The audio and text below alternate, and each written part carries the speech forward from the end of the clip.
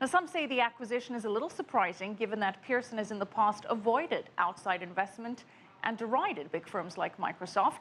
And for more on the deal, we're joined by Chris Morris, contributing writer to CNBC and Yahoo Tech and host of the radio program Your Tech Support.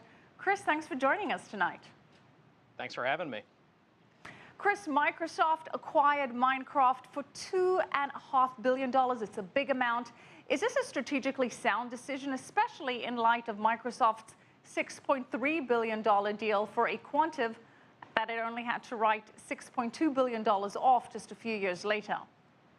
Yeah, I think this one's going to work out pretty well for them. Minecraft is a machine that just is showing no signs of really slowing down at this point. Microsoft says it actually expects to be cash neutral on this by the end of its fiscal year. And another reason that we're interested in this is Microsoft didn't have to transfer money from its U.S. funds, so it escaped a lot of the tax burdens that it would have if Marcus Pearson had been based in the U.S. The tax play is definitely something that analysts are citing, and perhaps a trend we'll continue to see more of.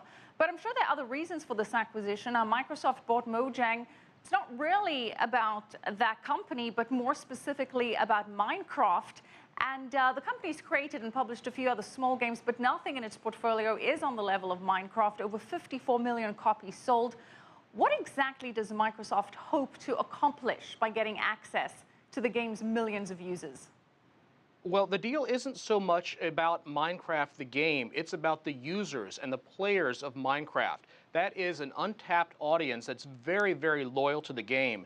And as you mentioned in the report before this, they're a relatively young audience, so their habits aren't formed yet in the tech world. This can get them into the Microsoft biosphere and have them using not only the Windows computers, but maybe move over to the Xbox, maybe move over to Windows Phone, and create a brand loyalty to Microsoft as they grow up, and that helps the company long term.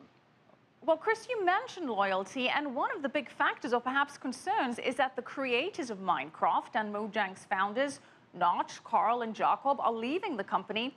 So will that make it harder for Microsoft to keep those die-hard fans playing the game?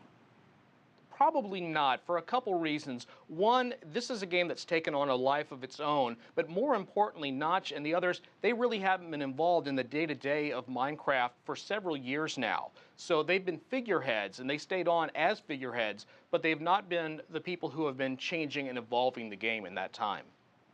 Chris, I'm not a gamer, never played this game before. I understand that Minecraft is an open-world, sandbox-style building game where players create objects and structures, a little bit like Lego. There's no real story, there's no real plot.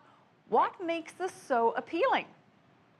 It's that sandbox nature. It's the fact that you can do whatever you want in that game. And the things that people have done with Minecraft have just been insane. There have been recreations of Walt Disney World that are created using the game resources. Someone actually made a working computer somehow in the game code itself. Couldn't do very much, but still pretty impressive that they could pull that off. But Chris, if we look at the overall world of gaming, I mean, trends come and go. I know that this is separate, but we had Angry Birds and we had the Farmville, and I realize that this is a different kind of game, but does this Minecraft have staying power to warrant a $2.5 billion price tag?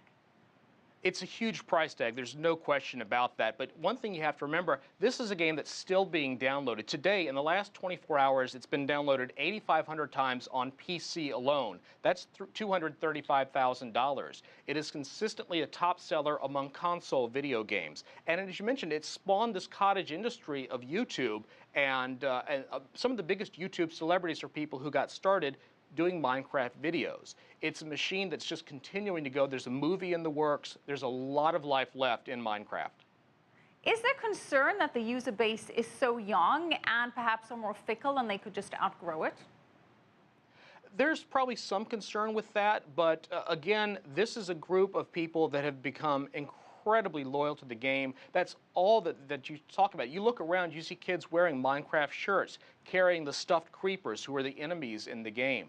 There is, the dedication to this game is unlike anything that you see with Call of Duty, with Halo, with any of the other big video games that you see on shelves.